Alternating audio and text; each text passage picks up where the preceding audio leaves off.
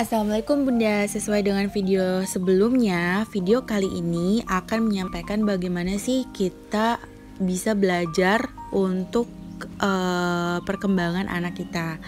Nah, salah satu hal yang menarik dari salah satu teori perkembangan anak ini adalah teori high scope. Banyak banget sumbernya, bunda-bunda bisa cari deh di Gramedia, bahkan di bisa toko-toko online, buku-buku terkait dengan teori-teori high scope. Beberapa bunda familiar dengan istilah high scope. Ya, biasanya kita dengarnya bahwa ini adalah salah satu yayasan high scope yang kita tahu bahwa biayanya seperti apa. Dan memang metode pembelajarannya pun mengikuti teori-teori high scope ini.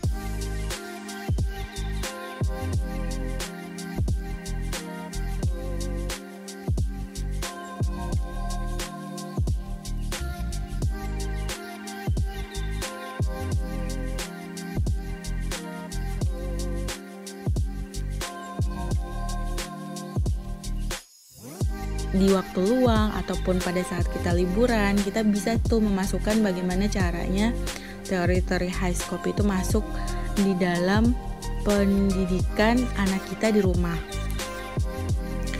Nah, sebelum kita masuk ke dalam teori high scope, sebenarnya Bunda, untuk perkembangan anak ini salah satu contohnya aja yang disampaikan oleh Erik Erikson. Erik Erikson menyatakan bahwa fase umur 3 tahun sampai dengan 6 tahun adalah fase bermain Bunda. Jadi bagaimana anak tersebut dapat membentuk suatu inisiatif sendiri.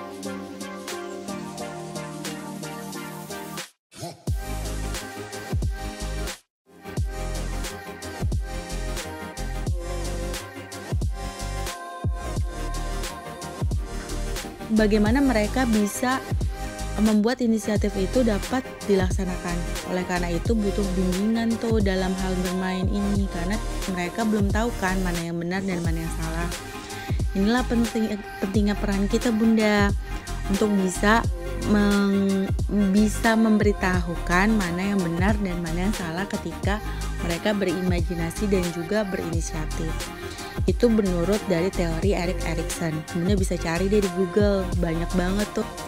Yang kedua yang paling penting, Q Family belajar cara mendidik anak itu dari Rasulullah. Kita tahu bahwa Bunda bisa searching bagaimana cara Rasulullah mendidik anak. Salah satunya adalah Rasulullah itu tidak pernah mengekang anak untuk bermain. Nah, tapi beliau memperhatikan dan mengawasi anak tersebut. Mungkin tujuannya adalah apabila ada sesuatu hal yang perlu diberikan pemahaman, beliau dapat langsung memberikan pemahaman. Nah, yang ketiga, kita bisa benchmarking nih Bunda ke negara Finlandia yang dinobatkan sebagai negara dengan sistem pendidikan terbaik di dunia loh. Nah, ini kenapa? Karena memang metode, cara dan juga bermain sesuai dengan perkembangan dan juga sesuai dengan usia itu diterapkan di sana. Nah, kembali lagi nih Bunda terkait dengan teori high scope.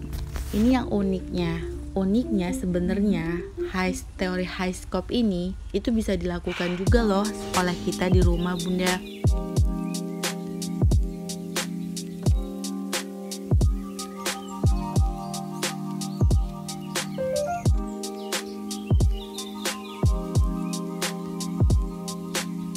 Nah, sebelum kita masuk ke teori high scope, sebenarnya Bunda harus paham dulu nih terkait dengan apa sih golden age, yaitu masa emas. Sebenarnya masa emas ini adalah masa kritis loh, dimana dalam rentang waktu usia tertentu perkembangan itu harus diperhatikan. Nah, dampaknya orang-orang tua berlomba-lomba untuk mencari pendidikan anak usia dini atau PAUD.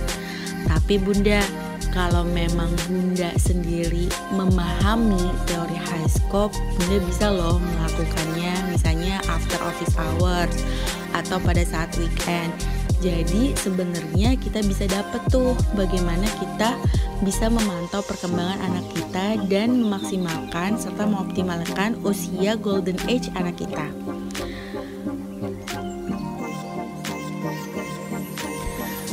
Pendekatan teori high scope itu beranggapan bahwa anak belajar berdasarkan interaksi pribadi dengan ide-ide, kemudian dengan pengalaman langsung, dan objek fisik serta pemikiran logis. Nah, pendekatan ini juga memberikan waktu kepada anak untuk bermain secara berkelompok sehingga hal ini akan mengembangkan sosialisasi pada diri anak.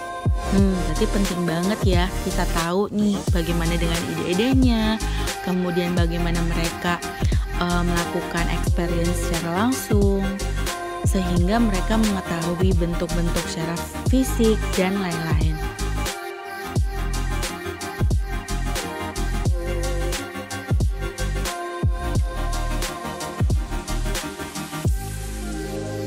Selain itu, pendekatan ini juga berusaha menciptakan teknik dan strategi pembelajaran dalam berinteraksi dengan anak, sehingga menjadikan anak dapat berpikir mandiri dan dapat memecahkan masalahnya sendiri. Nah, yang paling penting dari konsep pendekatan high scope adalah konsep-konsep, yaitu pertama, anak sebagai pembelajar aktif, Bunda, menggunakan sebagian waktunya di dalam sentra pembelajaran yang bervariasi. Di dalam sentra pembelajaran yang bervariasi, anak dapat melibatkan manusia, seperti misalnya bunda atau benda. Makanya kita berusaha untuk bisa menyediakan mainan-mainan, kemudian peristiwa senang, sedih, marah, dan idenya secara langsung dalam kegiatan pembelajaran.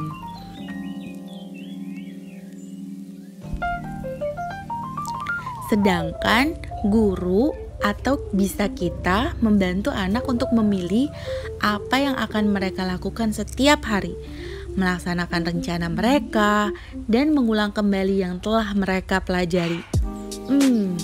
Pengalaman itu sebagai kunci atau disebut dengan key experience, merupakan konsep yang berbasis pada age-based tentang karakteristik kognitif dan potensi belajar anak usia dini.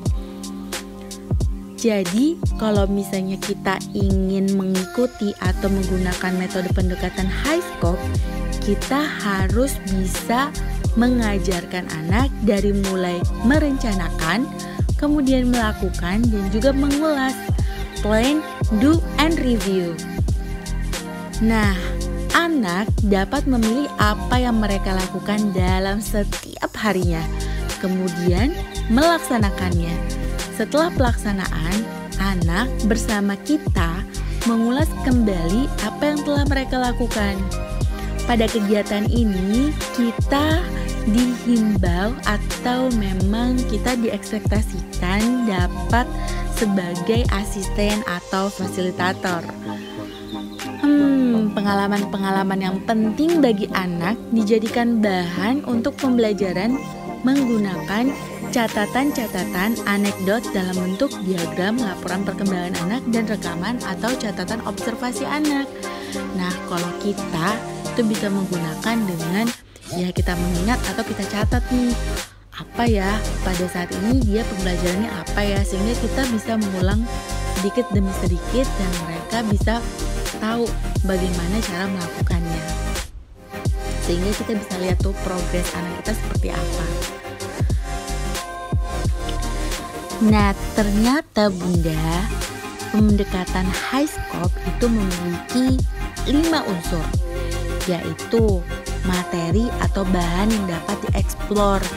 Jadi kalau contohnya mungkin ya, kalau BBQ sendiri itu dibelikan mainan-mainan yang beraneka ragam, sehingga ketika dia bosan dengan satu mainan, dia bisa menggunakan mainan yang lain dan begitu secara berulang. Oleh karena itu kita membelikan mainannya pun yang beragam. Kemudian pengolahan bahan atau materi yang dilakukan anak. Nah, di sini anak dapat diberikan kesempatan tuh untuk memilih apa yang akan dilakukan dengan materi dan bahan tersebut. Kemudian juga bahasa anak dan dukungan oleh orang tua dewasa.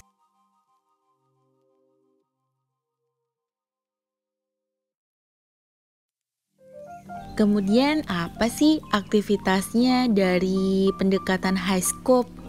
Nah, aktivitasnya yang pertama adalah kreativitas. Kreativitas seperti apa sih? Kreativitas seperti mengenali benda, bentuk, suara, sentuhan, bau, rasa, kemudian bermain peran dan peragaan, kemudian menirukan gerakan dan suara, melukis dan menggambar, membuat model dari tanah liat, plastik, dan bahan lainnya. Kemudian juga bisa menceritakan gambar, model, atau foto. Nah, selain kreativitas, kita juga bisa menggunakan bahasa dan literatur atau mengenalkan huruf dan juga menjelaskan mengenai benda-benda. Kemudian menjelaskan mengenai kejadian-kejadian dan hubungan antar kejadian. Gimana sih caranya? Caranya misalnya dengan mendengarkan cerita dan puisi, mengarang cerita dan sajak, membaca buku cerita, terus melihat-lihat simbol, dan mengarang bebas. Membacakan cerita, menceritakan kepada orang lain tentang dirinya dan pengalaman penting yang pernah dialami, kemudian menulis dengan berbagai cara seperti menggambar, membuat berbagai bentuk, dan mencoret-coret. Nah, ternyata kegiatan-kegiatan itu penting, Bunda. Jadi, meskipun kita melihatnya secara berulang-ulang seperti itu, tapi ternyata itulah experience yang secara langsung yang menjadi kunci perkembangan anak. Karena dari situlah pengetahuan bisa diserap 100% oleh anak. Beda kalau kita cuma hanya memberitahukan mereka via penjelasan dari satu pihak. Jadi experience is the key.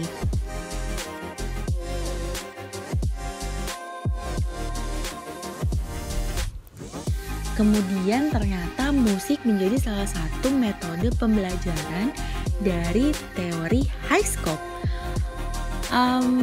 Adalah musik. Gimana sih caranya? Mengamati dan mengidentifikasi suara, kemudian mengamati bentuk dan nyanyian atau suara, kemudian bernyanyi, memutarkan musik, bermain instrumen musik sederhana, mengembangkan nyanyian. Dan itu ternyata penting loh Bunda untuk menstimulus kegembiraan anak dan juga experience secara langsung anak dalam melihat, mendengar suara-suara dan lain-lain. Yang terakhir adalah inisiatif dan hubungan sosial.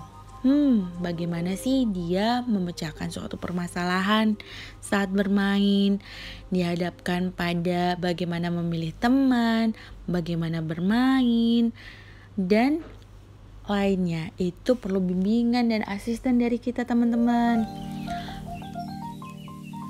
Selain itu juga dalam gerakan, kemudian angka-angka, bagaimana mengurutkan, kemudian konsep ruang, dan konsep waktu adalah semua metode yang berkaitan dengan pendekatan high scope.